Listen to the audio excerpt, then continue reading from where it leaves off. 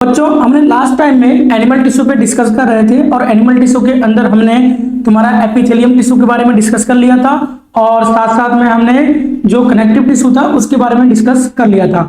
आज हम करने वाले हैं एनिमल टिश्यू का तीसरा पार्ट जिसका नाम है मस्कुलर टिश्यू यानी कि मसल टिश्यू। ठीक है, तो आपके बुक में टॉपिक दे रखा है can be control movement in our body. क्या जो हमारी बॉडी के अंदर जो मूवमेंट होता है क्या उसको हम कंट्रोल कर सकते हैं? तो ये जो कंट्रोल वाला मूवमेंट को कंट्रोल करने वाला जो टॉपिक है वो आपका मस्कुलर सिस्टम से जुड़ा हुआ है, मस्कुलर टिश्यू से जुड़ा हुआ है। तो आओ हम इस पे देखते हैं। तो सबसे पहले देखो कि बोल रहा है कि movement is an important characteristics of living organism. जितने भी लिविंग ऑर्गेनिजम्स होते हैं, जितने भी जीव जंतु होते हैं, उन सबका एक मेन कैरेक्टरिस्टिक्स होता है कि वो लोग क्या करते हैं, मूवमेंट करते हैं। आप मूवमेंट करते हो, मैं मूवमेंट करता हूं, ठीक है। आपके आसपास बैठे जो डॉग वगैरह है वो क्या करते हैं, मूवमेंट करते हैं। In the human body some movement under our conscious control. Sorry, कि बोल क्या रहा है कि बोल रहा है कि कुछ मूवमेंट जो होता है एनिमल्स के अंदर वो हमारे कंट्रोल में होता है। कुछ मूवमेंट को हम कंट्रोल कर सकते हैं वाइल अदर अगर ऑटोमेटिकली। कुछ मूवमेंट होता है जो अपने आप ही होता है विदाउट कॉन्शियस एफर्ट। तो बॉडी के अंदर क्या बता रहा है हमारे कि हमारी बॉडी के अंदर जो मूवमेंट होता है कुछ मूवमेंट को हम क्या कर सकते हैं, कुछ मूवमेंट को हम कंट्रोल भी कर सकते हैं और कुछ मूवमेंट को हम कंट्रोल नहीं कर सकते। Muscles are the responsible for the producing movement in the body. और जो बॉडी के अंदर जो मूवमेंट आ रहा है, ठीक है, जो हम गति कर रहे हैं, जो मूवमेंट कर रहे हैं, चल फिर पा रहे हैं, दौड़ कूद रहे हैं, वो सब किसकी वजह से हो रहा है, तो मसल्स की वजह से ही हो रहा है। ठीक है, तो आपको समझ में आ गया होगा कि जो हमारी बॉडी के अंदर जो मूवमेंट होता है उसका जो जिम्मेदार होता है वो कौन होता है, मसल टिश्यू होता है। अब बात करते हैं टाइप्स ऑफ मूवमेंट। जो हमारी बॉडी के अंदर कितने टाइप्स के मूवमेंट होते हैं, तो सबसे पहला होता है वॉलेंट्री मूवमेंट। ठीक है, पहला टाइप मूवमेंट क्या है आपका, वॉलेंट्री मूवमेंट, और दूसरा है इनवॉलेंट्री मूवमेंट। तो बात करते हैं वॉलेंट्री मूवमेंट क्या होता है। तो वॉलेंट्री मूवमेंट ऐसा मूवमेंट होता है जिसको आप क्या कर सकते हो, कंट्रोल कर सकते हो। ठीक है, जैसे कि running, writing, walking, lifting, playing, इन सब चीजों को आप क्या कर सकते हो, कंट्रोल कर सकते हो। तो जिस मूवमेंट को हम क्या कर सकते हैं, अपने अनुसार कंट्रोल कर सकते हैं, उसको हम बोलते हैं वॉलेंट्री मूवमेंट। तो movement that occur under our conscious control, यानी कि ऐसे मूवमेंट जो हमारे कंट्रोल में होता है, जिसको हम क्या कर सकते हैं, अपने अनुसार मूवमेंट में ला सकते हैं, उसको हम क्या बोलते हैं, वॉलेंट्री मूवमेंट। क्या बोलते हैं उसको हम, voluntary movement. Muscle involve these movement are perform by skeletal muscle. ठीक है, ये जो मसल होता है वो किसके द्वारा परफॉर्म किया जाता है, तो हमारी बॉडी के अंदर जो स्केलेटल मसल होता है उसके द्वारा क्या होता है, ये परफॉर्म होता है। मसल्स भी क्या होते हैं, डिफरेंट डिफरेंट टाइप्स के होते हैं।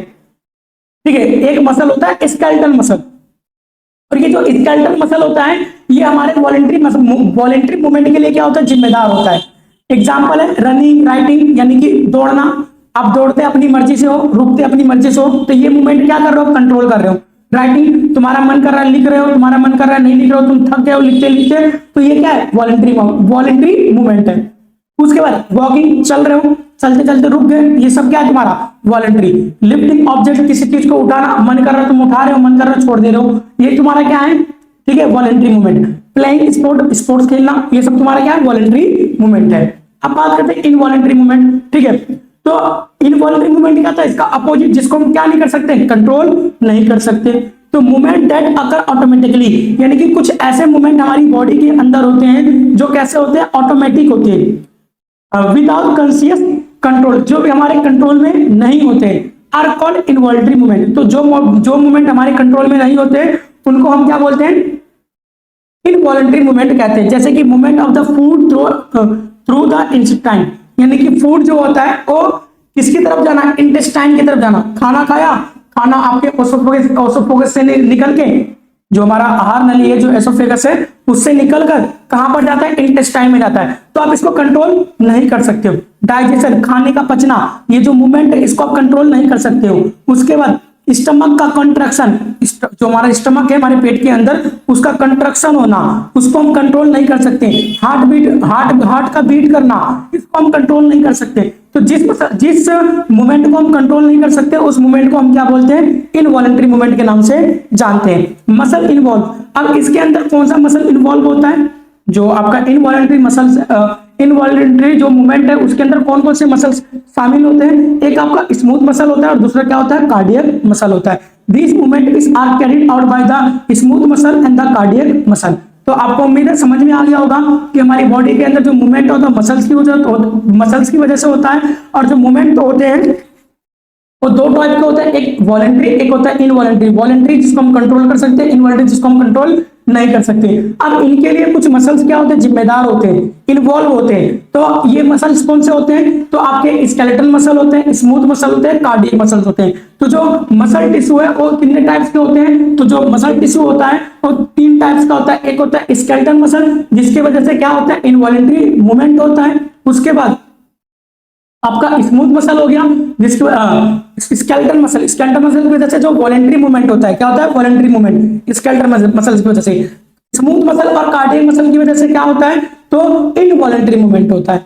तो बात करते हैं स्केलेटल मसल्स की। तो देखो स्केलेटल मसल के बारे में बात करें, इसका स्ट्रक्चर कैसा होता है? तो attach to the bone of the skeleton, यानी कि जो स्केलेटल मसल्स होता है ये किससे अटैच होता है? तुम्हारे बोन से अटैच होता है, हमारी हड्डियों से क्या होता है? अटैच होता है।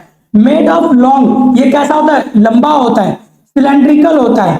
कैसा होता है? सिलेंड्रिकल होता है। जैसे कि तुमने सिलेंडर देखा है ना, उस टाइप का होता है। ठीक है, मैथ के अंदर तुमने सिलेंडर देख रखा। ठीक है, मसल फाइबर। ठीक है, तो ये कैसा होता है? ये लॉन्ग होता है और सिलेंड्रिकल होता है। अनब्रांच नेचर, इसका कोई ब्रांच नहीं होता है, ये फैला हुआ नहीं होता है। जैसे पेड़ के अंदर बहुत सारे ब्रांचेस निकलते हैं, उस तरीके से ब्रांचेस नहीं होते हैं। Multi nucleate. ठीक है, इसके अंदर क्या होते हैं? मल्टी न्यूक्लिएट होते हैं। कंटेन मैनी न्यूक्लाई, इसके अंदर बहुत सारे न्यूक्लियस होते हैं। एक मसल्स के अंदर, एक स्केलेटल मसल्स के अंदर बहुत सारे न्यूक्लियस हमें देखने को मिल सकते हैं। स्ट्रेट, इसको बोलते हैं स्ट्रेट मसल्स बोलते हैं। ठीक है, इसको हम क्या बोलते हैं? रेशेदार मसल। इसको स्ट्रेट मसल्स के नाम से भी जानते हैं, स्ट्रेटेड मसल के नाम से भी जानते हैं। So alternate light and the dark bands. ठीक है, तो इसको स्ट्रेटेड मसल के नाम से भी जानते हैं। तो ये ध्यान रखना स्केलेटल मसल के बारे में। इसका फंक्शन क्या है? तो ये वॉलंटरी मूवमेंट को क्या करता है? कंट्रोल करता है।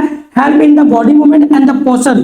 ठीक है, ये क्या करता है? हमारी बॉडी मूवमेंट को बनाता है और हमारी बॉडी का पोस्चर देता है कि हमें कैसे बैठना है, हमें कैसे खड़े होना है। ठीक है, ये बॉडी का जो पोस्चर जो देता है वो कौन देता है? स्केलेटल मसल से ही देता है। Enable locomotion. ठीक है, इसके अंदर लोकोमोशन नहीं होता है। ठीक है, ये क्या होता है? इनेबल होता है। ठीक है, लोकोमोशन के लिए, यानी कि ये मूवमेंट नहीं करने देता है। ठीक है, ये मतलब ये मूवमेंट नहीं करता है। बात करते हैं लोकेशन कि स्केलेटल मसल आपको कहां मिलेगा? तो आर्म्स के अंदर मिलेगा, नेक के अंदर मिलेगा, ठीक है ना, लेग्स के अंदर मिलेगा, बैक के अंदर मिलेगा। ठीक है, अदर बॉडी पार्ट्स को अटैच करता है जो बोन से, जो हमारा बोन से क्या हो जाएगा? कनेक्ट हो जाएगा, वो हमारा क्या होता है? स्केलेटल मसल होता है। तो मसल का पहला टाइप क्या होता है? Skeletal muscle. अब बात करते हैं स्मूथ मसल की। ठीक है, दूसरा टाइप क्या हमारा? Smooth muscle. ठीक है, तो स्ट्रक्चर स्पेंडल शेप्ड सेल्स, ये क्या होता है? स्पेंडल। देखो ये दिखाई दे रहा है शेप कैसा है? स्पेंडल है। ठीक है, कैसा शेप है इसका? स्पेंडल शेप का होता है इसका। ठीक है ना, स्मूथ मसल्स का। Single nucleus in the each cell, हर सेल के अंदर क्या होता है? एक ही न्यूक्लियस होता है। जैसे स्केलेटल मसल में क्या होता है? एक टिश्यू के अंदर बहुत सारे न्यूक्लियस होते हैं, उसी तरीके से स्मूथ मसल के अंदर उसके अपोजिट होता है कि एक टिश्यू के अंदर एक ही न्यूक्लियस होता है। नॉन स्टेटेड, इसको ये कैसा होता है? ये नॉन स्टेटेड मसल्स होता है। Leg light and dark bands. Unbranched fibre, इसका कैसा होता है? फाइबर कहते हैं अनब्रांच्ड होते हैं। इसका फंक्शन क्या है? Produce flow and continuous movement. ठीक है, ये हमारी बॉडी के अंदर फ्लो और लगातार मूवमेंट को बनाए रखते हैं। जैसे कि हार्ट बीट, हार्ट हमारा क्या है? लगातार मूवमेंट करता रहता है। हार्ट क्या करता रहता है? हमारा लगातार मूवमेंट करता रहता है। तो ये उसके काम में आता है। Help in the digestion and the movement of the food.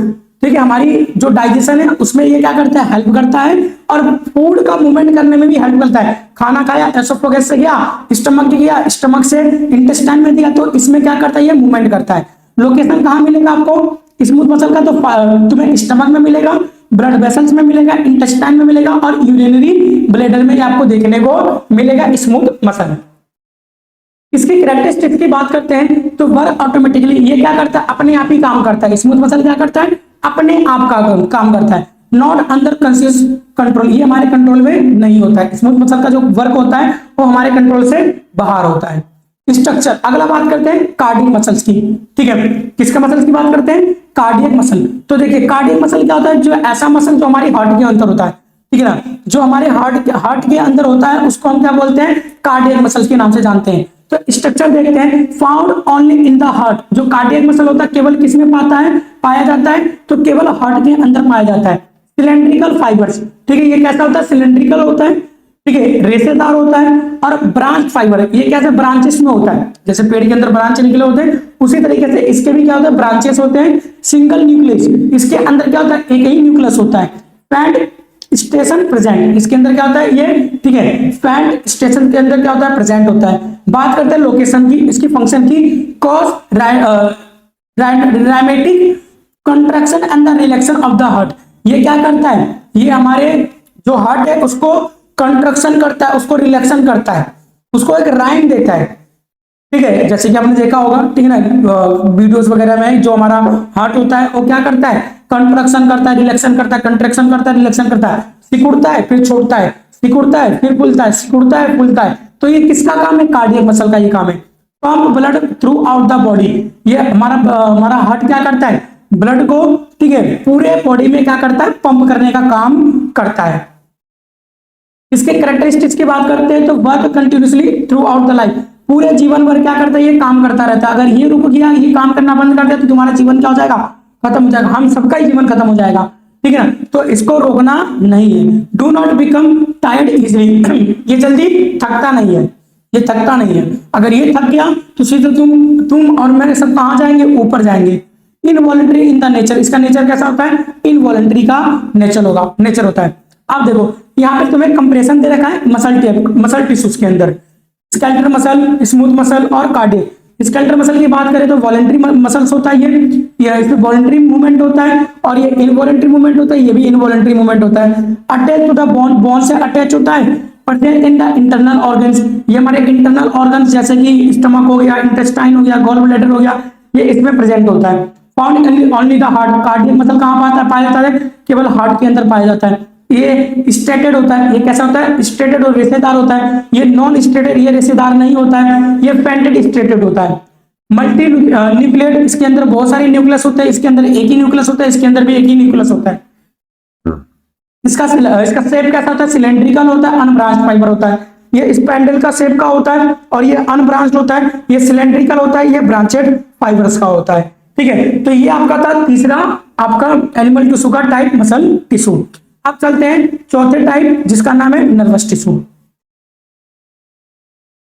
तो आपके बुक में टॉपिक दे रखा है हाउ डज द, ठीक है, how does the body sense communicate and the respond, कि हमारी बॉडी कैसे सेंस करती है किसी चीज को, स्मेल कैसे करती है, किसी चीज को कैसे देखती है, किसी चीज को कैसे सुनती है, किसी हॉटनेस और कोल्डनेस का कैसे पता लगाती है, और कैसे कम्युनिकेट करती है, कैसे क्या करती है हमारी बॉडी जब किसी चीज को देखती है तो उसके साथ कैसे कम्युनिकेट करती है और कैसे रिस्पॉन्ड देती है, ठीक है। तो इन सब का जो मेन रीजन है, सेंस करना, कम्युनिकेट करना, रिस्पॉन्ड करना, इन सब का जो मेन रीजन है और रीजन बस केवल एक ही है, और नर्वस टिश्यू है। कौन सा टिश्यू हमारा, नर्वस टिश्यू है। तो बात करते हैं नर्वस टिश्यू की, तो the body control and the coordination system is form by the nervous tissue, यानी कि बॉडी के अंदर जो कंट्रोल और जो कोऑर्डिनेशन होता है वो किसके द्वारा होता है, नर्वस टिश्यू के ही द्वारा होता है। बॉडी के अंदर जो कंट्रोल और कोऑर्डिनेशन होता है वो किसके द्वारा होता है, तो नर्वस टिश्यू के ही द्वारा होता है। जैसे कि भाई मान लो तुम चल रहे हो, चलते चलते क्या हुआ, तुम्हारे पाँव में कांटा चुभ गया, तो कांटा चुभने के बाद तुम क्या करोगे, जल्दी से अपने पैर को हटा दोगे। तो ये जो सूचनाएं लेकर जा रहा है, जो ये इंफॉर्मेशन हमारे ब्रेन तक लेके जा रहा है, ये कौन लेके जा रहा है, तो नर्वस टिश्यू ही हमारे ब्रेन तक ये सूचनाओं को लेकर जा रहा है, ठीक है। बात करते हैं function of the nervous tissue. Nervous tissue का क्या क्या फंक्शन है, ठीक है। तो देखो नर्वस टिश्यू का फंक्शन है receive information from the environment, तो इसका काम होता है इन्वायरमेंट से इंफॉर्मेशन को प्राप्त करना। अब ये इंफॉर्मेशन क्या है, तो ये इंफॉर्मेशन आपका क्या हो गया, हॉटनेस हो गया, कोल्डनेस हो गया, ठीक है, या आपके पाँव में कांटा चुभ गया, या आपने किसी चीज को देखा, ये सब क्या है, आपके इंफॉर्मेशन है। तो ये इंफॉर्मेशन को क्या करता है, इन्वायरमेंट से रिसीव करता है, प्रोसेस इंफॉर्मेशन, ठीक है। और ये इंफॉर्मेशन को फिर क्या करता है, प्रोसेस करने लग जाता है, ठीक है। Send message to the different body part, और ये फिर क्या करता है, डिफरेंट बॉडी पार्ट को भी क्या करता है, मैसेज भेजता है। जैसे कि मान लो तुमने क्या किया, तवे के ऊपर तुमने हाथ रख दिया, अब तवे के ऊपर जब तुमने हाथ रख दिया तो ये क्या करेगा, ब्रेन को सिग्नल देगा, और ब्रेन आपके हाथ के मसल को सिग्नल देगा कि भाई आपको क्या करना है, हाथ को हटाना है वरना आप जल जाओगे। तो ये क्या करता है, मसल हमारे मसल्स को, हमारे हैंड बॉडी पार्ट को क्या किया इसने, मैसेज सेंड किया कि आपको क्या करना है, हटाना है, क्योंकि ये तवा जो है बहुत ज्यादा गर्म है। कंट्रोल बॉडी एक्टिविटी, हमारी बॉडी एक्टिविटी को क्या करता है, ये कंट्रोल भी करता है। कोऑर्डिनेट रिस्पॉन्स, ये क्या करता है, कोऑर्डिनेट करता है। एक पैर आगे बढ़ाओ तो दूसरा पैर भी क्या करेगा, आगे बढ़ाओगे, तो ये क्या है, कोऑर्डिनेशन है। Help in the memory and the learning, और ये आपकी मेमोरी को बढ़ाता है, आपको चीजों को याद करने में, ठीक है ना, मदद करता है। कौन, नर्वस टिश्यू, ठीक है। अब बात करते हैं, ठीक है ना, न्यूरॉन। अब न्यूरॉन क्या होता है, तो जैसे हमारी बॉडी के अंदर, हमारी बॉडी का जो सबसे स्मॉलेस्ट पार्ट है वो क्या होता है, आपका सेल होता है, ठीक है ना। हमारी बॉडी का सबसे स्मॉलेस्ट पार्ट क्या होता है, सेल होता है। उसी तरीके से जो नर्वस टिश्यू है, उस नर्वस टिश्यू का जो सबसे स्मॉलेस्ट पार्ट है, जो फंडामेंटल यूनिट है, वो क्या है, आपका न्यूरॉन है। तो देखते हैं, the cell of the nervous tissue are called neurons और नर्व सेल, यानी कि जो नर्वस टिश्यू का जो सेल होता है उसको हम क्या बोलते हैं, न्यूरॉन बोलते हैं। ये क्या होता है, fundamental unit of nervous tissue होता है। नर्वस टिश्यू का फंडामेंटल यूनिट क्या है, आपका न्यूरॉन है। इसका फंक्शन की बात करते हैं तो रिसीव मैसेज को क्या करता है, रिसीव करता है। प्रोसेस इंफॉर्मेशन को क्या करता है, प्रोसेस करने का काम करता है। और transmitted signal through out the body, और ये पूरे बॉडी के अंदर क्या करता है, सिग्नल को ट्रांसमिट करता है। ये क्या काम करता है, पूरे बॉडी के अंदर सिग्नल को क्या करता है, ट्रांसमिट करता है। न्यूरॉन और स्पेशलाइज्ड सेल, न्यूरॉन क्या होता है, स्पेशलाइज्ड सेल होता है, responsible for the communication in the body. तो हमारी बॉडी के अंदर जो भी कम्युनिकेशन वगैरह हो रहा है वो सब किसकी वजह से होता है, ठीक है ना। इंफॉर्मेशन वगैरह जो जा रहा है, मैसेज वगैरह जो जा रहा है, वो सब किसकी वजह से है, तो वो सब न्यूरॉन की वजह से ही है। बात करते हैं रोल ऑफ ब्रेन। ब्रेन का क्या रोल है, दिमाग जो है हमारे पास, इस दिमाग जो खोपड़ी है हमारी, उसका क्या रोल है हमारे जीवन में। तो the brain act as the control centre of the body. तो ब्रेन क्या है, हमारी बॉडी का कंट्रोल सेंटर है। यही हमारी पूरी बॉडी को क्या करता है, कंट्रोल करके रखता है। तो रोल ऑफ ब्रेन का, ये हमारी बॉडी का कंट्रोल सिस्टम है। हमारी बॉडी को कंट्रोल कौन करता है, तो न्यूरॉन क्या कहते हैं, ब्रेन करता है। फंक्शन की बात करते हैं, कंट्रोल बॉडी एक्टिविटीज। ये क्या करता है, हमारी बॉडी के एक्टिविटीज को क्या करता है, कंट्रोल करता है। कोऑर्डिनेट मूवमेंट, हमारे मूवमेंट को क्या करता है, कोऑर्डिनेट बनाता है। जैसे कि आपको क्या करना है, चलना है तो आपको चलने के लिए एक पैर आगे बढ़ाना पड़ेगा, और जब एक पैर आगे बढ़ाओगे तो दूसरा पैर भी क्या करना पड़ेगा, बढ़ाना पड़ेगा। तो इसी को हम क्या बोलते हैं, कोऑर्डिनेट कहते हैं। स्टोरेज मेमोरीज, जो भी आपकी यादें वगैरह हैं, ठीक है ना, उसके साथ बिताई हुई तुम्हारी जो यादें हैं, वो सबको क्या करता है, ये स्टोर करता है। प्रोसेस इंफॉर्मेशन, ये क्या कहते हैं, इंफॉर्मेशन को प्रोसेस करता है। Send instruction to the muscle and the organ, और हमारे ऑर्गन्स को क्या करता है, इंस्ट्रक्शन देता है। जैसे कि मैंने आपको बताया था कि भाई आपको क्या किया, आपने गर्म तवे के ऊपर हाथ रख दिया, तो हमारा जो न्यूरॉन है वो क्या करेगा, हमारे ब्रेन को सिग्नल देगा, और ब्रेन क्या करेगा, हमारे मसल्स को ऑर्डर देगा कि भाई तुम्हें क्या करना है, हटाना है तो हटा लो। एग्जाम्पल बात करते हैं, तो muscle require more oxygen, muscle को क्या चाहिए, ठीक है ना, ड्यूरिंग एक्सरसाइज, जब आप एक्सरसाइज कर रहे हो तो मसल्स को क्या चाहिए, ज्यादा एनर्जी चाहिए, ऑक्सीजन चाहिए। द ब्रेन सेंड और सिग्नल्स, ब्रेन क्या करेगा, सिग्नल भेजेगा, किसको, हार्ट को, और हार्ट क्या करेगा, तेज तेज फास्टर फास्टर मूवमेंट करेगा। ब्रीथिंग रेट इंक्रीज, और ब्रीथिंग रेट क्या हो जाएगा, इंक्रीज हो जाएगा। तो ये था रोल ऑफ ब्रेन। अब बात करते हैं स्ट्रक्चर ऑफ न्यूरॉन। न्यूरॉन का स्ट्रक्चर कैसा है, ठीक है ना। जो न्यूरॉन है, जो फंडामेंटल यूनिट है नर्वस टिश्यू का, उसके अंदर जो न्यूरॉन है उसके कौन कौन से बॉडी पार्ट्स है।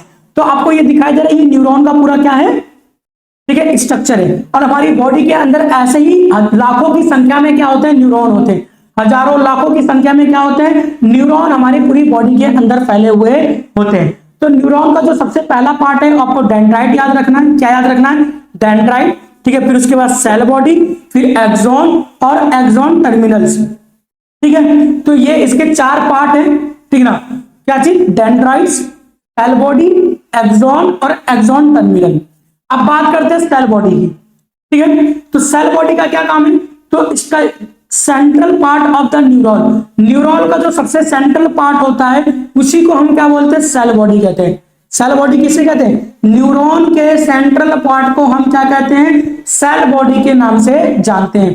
कंटेन द न्यूक्लियस, और ये सेल बॉडी के अंदर क्या होता है, न्यूक्लियस होता है। सेल बॉडी के अंदर क्या होता है, न्यूक्लियस होता है। इसके फंक्शन की बात करते हैं, control all activity of the cell. तो सेल का ये सारे के सारे जो भी एक्टिविटी वगैरह है इसको क्या करता है, ये कंट्रोल करने का काम करता है।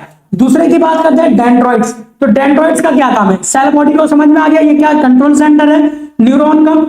लेकिन डेंड्राइट की बात करते हैं, तो डेंड्राइट का शॉर्ट ब्रांच्ड प्रोजेक्शन, इसका स्ट्रक्चर कैसा होता है, ब्रांच प्रोजेक्शन होता है। देखिए दिखाई दे रहा है कैसे ये बाहर निकला हुआ है, ठीक ना, कैसे ये ठीक है इस तरीके से बाहर निकला हुआ है, कैसे ये बाहर निकला हुआ दिख रहा है। तो डेंड्राइट क्या होता है, ब्रांच प्रोजेक्शन होता है। इसका फंक्शन क्या है, तो receive signal from the other neuron. इसका काम होता है सिग्नल को रिसीव करना दूसरे न्यूरॉन से। एक न्यूरॉन दूसरे न्यूरॉन से क्या होता है, जुड़ा हुआ होता है, तो उससे क्या करता है, ये सिग्नल को कैरी करता है, carry message toward the cell body. और ये सेल बॉडी को क्या, सेल बॉडी से फिर क्या करता है, मैसेज लेता है, ठीक है, ये सेल बॉडी की तरफ क्या करता है, मैसेज को भेजता है।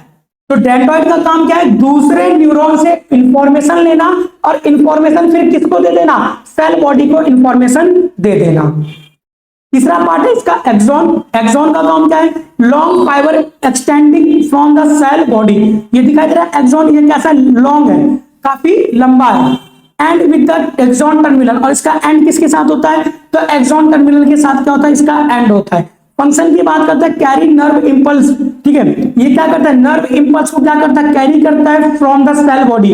सेल बॉडी से ये करता है नर्व इंपल्स, जो भी डेंड्राइट ने जो भी इंफॉर्मेशन सेल बॉडी को दिया, सेल बॉडी ने उसको क्या कहते हैं, नर्व इंपल्स में क्या कर दिया, कन्वर्ट कर दिया, और कन्वर्ट करके किसको दे दिया, एक्सॉन को दे दिया। किसको दे दिया, एक्सॉन। तो एक्सॉन उसको लेकर जाएगा, ठीक है ना, कहां लेकर जाएगा, transmit message to the other cell.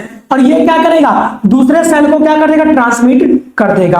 अब बात करते हैं एक्सॉन टर्मिनल की। तो एक्सॉन टर्मिनल क्या है, इसका function pass signal to the other neuron muscle और द ग्लैंड्स। तो एक्सॉन टर्मिनल का जो काम होता है, ये क्या करता है, दूसरे न्यूरॉन को ये मैसेज दे देता है, ठीक है। तो ये था आपका न्यूरॉन सिस्टम, नर्व सिस्टम। तो आपने एनिमल टिश्यू का एपिथेलियम टिश्यू पढ़ लिया, कनेक्टिव टिश्यू पढ़ लिया, मस्कुलर टिश्यू पढ़ लिया, और आपने नर्वस टिश्यू पढ़ लिया। ये चारों पार्ट हो गए आपके कंप्लीट, ठीक है। अब इसके बाद जो अगले टॉपिक बचे हुए छोटे मोटे से जो भी टॉपिक बचे हुए उसको नेक्स्ट पार्ट में इस चैप्टर को हम क्या कर देंगे, द एंड। तब तक आप इस वीडियो को दोबारा देख लेना। और अगर आप नए हो, इस चैनल से नए जुड़े हो और पहली बार इस वीडियो को देख रहे हो, तो आप क्या करना, ठीक ना, हमारे इसी चैनल के ऊपर इसके सारे पार्ट डाले हुए हैं, आप जाके उनको आप देख लेना अच्छे तरीके से, और अच्छे तरीके से आपको चैप्टर समझ में आ जाएगा। अब इसके मिलते हैं जल्दी से अगले नेक्स्ट पार्ट में, और वो पार्ट हमारा क्या होगा, इस चैप्टर का द एंड। तब तक के लिए bye bye, tata, take care.